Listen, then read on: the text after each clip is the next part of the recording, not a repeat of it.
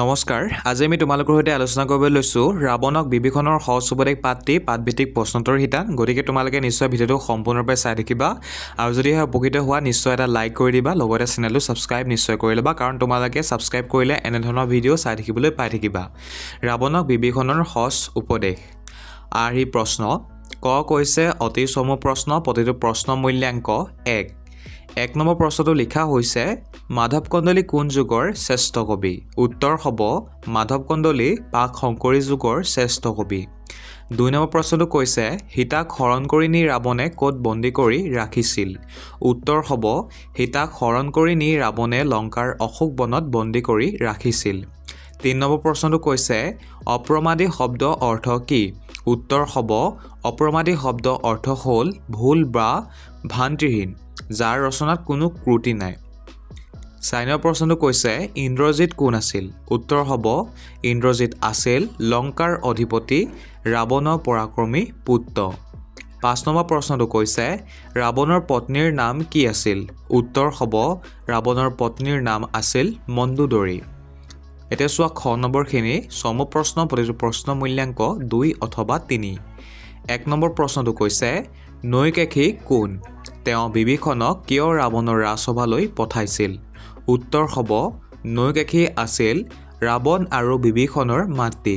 ৰামে সীতাক উদ্ধাৰ কৰিবলৈ লংকা অভিযান কৰিব বুলি জানি মাতৃ নৈকেশী চিন্তিত হৈ পৰিছিল। তেওঁ বুজি উঠিছিল যে ৰামৰ সৈতে যুদ্ধ কৰিলে ৰাৱণৰ সৰ্বনাশ অনিবাৰ্য। সেয়েহে ৰাৱণক সুমতি দি সীতাক সন্মানেৰে উভতাই দিবলৈ পৰামৰ্শ দিবৰ বাবে তেওঁ ধৰ্মপৰায়ণ পুত্ৰ বিভীষণক ৰাজসভালৈ পঠাইছিল। এতিয়া চোৱা 2 নম্বৰ প্ৰশ্নটো নাগপাশ কি? হনুমানক কোনে কি কাৰণে নাগপাশেৰে বন্দী কৰি থৈছিল? উত্তৰ হ'ব নাগপাশ হ'ল পুৰণি কালৰ যুদ্ধত শত্ৰুক বান্ধিবলৈ ব্যৱহাৰ কৰা সাপৰ দৰে এবিধ অলৌকিক আৰু শক্তিশালী বন্ধন। হনুমানে লংকাৰ অশোক বন ধ্বংস কৰা আৰু লংকাৰ সেনাক বিধ্বস্ত কৰাৰ বাবে ৰাৱণৰ পুত্ৰ ইন্দ্ৰজিতে তেওঁক নাগপাশেৰে বন্দী কৰি ৰাজসভালৈ লৈ গৈছিল। এতিয়া চোৱা 3 নম্বৰ প্ৰশ্নটো হনুমানে কিদৰে লংকা নগৰীত জুই লগাইছিল? উত্তৰ হ'ব ৰাৱণৰ আজ্ঞা অনুসৰি হনুমানৰ নেজত কাপোৰ মেৰিয়াই জুই লগাই দিয়া হৈছিল। মহাবলৱান হনুমানে সেই জ্বলন্ত নেজ লৈয়ে লংকা এটা ঘৰৰ পৰা আনটো ঘৰলৈ জঁপিয়াই ফুৰিছিল আৰু তেনেদৰে সমগ্ৰ লংকা নগৰী ছাই কৰি পেলাইছিল। এতিয়া চোৱা 4 নম্বৰ প্ৰশ্নটো শংকৰদেৱ আৰু মাধৱদেৱে ৰামায়ণৰ কোন দুটা কাণ্ড ৰচনা কৰিছিল? উত্তৰ হ'ব মাধৱ কন্দলী ৰামায়ণৰ হেৰুৱা অংশ পূৰণ কৰিবলৈ মহাপুৰুষ শংকৰদেৱে উত্তৰাকাণ্ড আৰু মহাপুৰুষ মাধৱদেৱে আদিকাণ্ড ৰচনা কৰিছিল।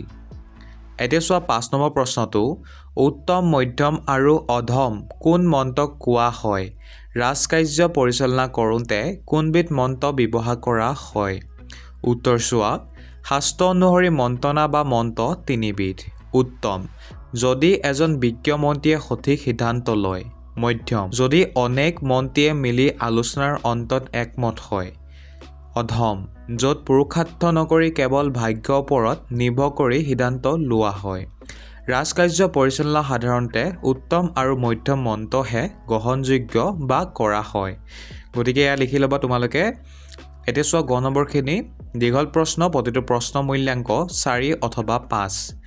1 নম্বৰ প্ৰশ্নটো কৈছে বিভীষণে ৰাজসভালৈ গৈ ৰাৱণক কি সজ উপদেশ দিছিল? উত্তৰ হ'ব বিভীষণে ৰাৱণৰ ৰাজসভালৈ গৈ অতি যুক্তিপূৰ্ণ আৰু ধীৰ-স্থিৰভাৱে কেইবাটাও গুৰুত্বপূৰ্ণ উপদেশ আগবঢ়াইছিল। তেওঁ ৰাৱণক সকীয়াই দিছিল যে হনুমানৰ দৰে এজন দূতে যদি অকলশৰে সাগৰ লংঘন কৰি লংকা লণ্ডভণ্ড কৰিব পাৰে, তেন্তে স্বয়ং ৰামৰ শক্তি কিমান অপৰিসীম হ'ব পাৰে তাক সময় থাকোঁতে উপলব্ধি কৰা উচিত। বিভীষণে কৈছিল ৰাম কোনো সাধাৰণ মানুহ নহয়, তেওঁ হ'ল সাক্ষাৎ বিষ্ণু আৰু সীতা লক্ষ্মী অৱতাৰ। সেয়েহে তেওঁ ৰাৱণক বৃথা অহংকাৰ পৰিত্যাগ কৰি সীতাক সন্মানেৰে ৰামক উভতাই দিবলৈ অনুৰোধ জনাইছিল। তেওঁ স্পষ্টকৈ কৈছিল যে ৰামৰ শৰণাপন্ন হ'লেহে লংকাৰ ৰক্ষা পৰিব, অন্যথা ৰামৰ হাতত ৰাৱণৰ মৃত্যু আৰু লংকাৰ পতন নিশ্চিত। এতিয়া চোৱা 2 নম্বৰ প্ৰশ্নটো সীতাক উদ্ধাৰ কৰিবৰ বাবে ৰামে কাৰ সহায় লৈছিল আৰু কেনেকৈ সাগৰ পাৰ হৈ সীতাক উদ্ধাৰ কৰিছিল উত্তৰ চোৱা সীতাক উদ্ধাৰ কৰিবৰ বাবে ৰামে বানৰ ৰজা সুগ্ৰীৱৰ সহায় লৈছিল সুগ্ৰীৱৰ সৈতে মিত্ৰতা কৰি ৰামে তেওঁৰ মহাবলৱান বানৰ বাহিনী সহযোগত লংকা অভিমুখে যাত্ৰা কৰিছিল সাগৰ পাৰ হোৱা কৌশল সম্পৰ্কে পাতিত উল্লেখ থকা অনুসৰি ৰামৰ নিৰ্দেশত বানৰ সৈন্যসকলে সাগৰৰ ওপৰত এক বিশাল সেতু বা দলং নিৰ্মাণ কৰিছিল তেওঁলোকে ডাঙৰ ডাঙৰ শিল আৰু গছ-গছনি কঢ়িয়াই আনি সাগৰত পেলাই এই পথ তৈয়াৰ কৰিছিল এই অভূতপূৰ্ব সেতুৰ সহায়তে ৰাম লক্ষ্মণ আৰু সমগ্ৰ বানৰ সৈন্যই কোনো বাধা নোহোৱাকৈ একেলগে সাগৰ পাৰ হৈ লংকা নগৰীত উপস্থিত হৈছিল এতিয়া চোৱা 3 নম্বৰ প্ৰশ্নটো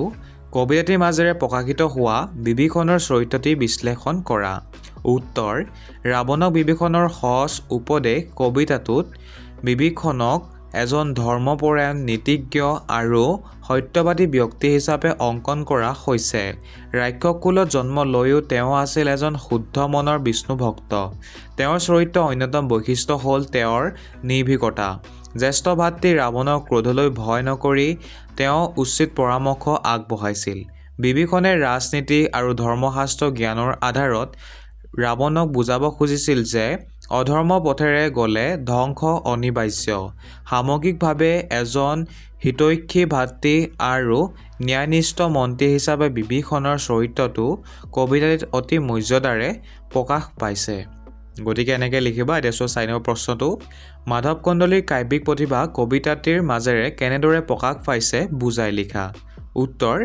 মাধৱ কন্দলীৰ অসাধাৰণ কাব্যিক প্ৰতিভা এই কবিতাটিৰ মাজেৰে ফুটি উঠিছে তেওঁৰ শব্দ চয়ন অতি সৰল অথচ ভাৱগধুৰ চতুৰ্দশ শতিকাতে তেওঁ বাল্মীকি ৰামায়ণক যি সাৱলীল অসমীয়া পদছন্দলৈ ভাঙনি কৰিছিল সেয়া আশ্চৰ্যকৰ কবিতাটিত ৰাজনীতিৰ ত্ৰিবিধ তত্ত্ব বা মন্ত্ৰণাৰ যি বৰ্ণনা দিছে সি তেওঁৰ গভীৰ পাণ্ডিত্যৰ পৰিচয় দিয়ে চৰিত্ৰসমূহৰ মাজেৰে নাটকীয়তা সৃষ্টি কৰা আৰু ভক্তিৰস প্ৰবাহ বুৱাই দিয়াটোৱে তেওঁৰ কবি প্ৰতিভাৰ শ্ৰেষ্ঠত্ব তেওঁৰ কূৰ্তিহীন ৰচনাৰ বাবে শংকৰদেৱে তেওঁক অপ্ৰমাদী কবি বুলি সন্মান জনাইছিল এতিয়া চোৱা 5 নম্বৰ প্ৰশ্নটো বিভীষণৰ উপদেশ শুনাৰ পিছত ৰাজসভাত থকা পাত্ৰৰ মন্ত্ৰীসকলে ৰাৱণক কেনেধৰণৰ উপদেশ দিছিল উত্তৰ চোৱা বিভীষণৰ যুক্তিপূৰ্ণ আৰু হিতকাৰী উপদেশ শুনাৰ পিছত ৰাজসভাত থকা চাটুকাৰ পাত্ৰ মন্ত্ৰীসকলে ৰাৱণক বিপথে পৰিচালিত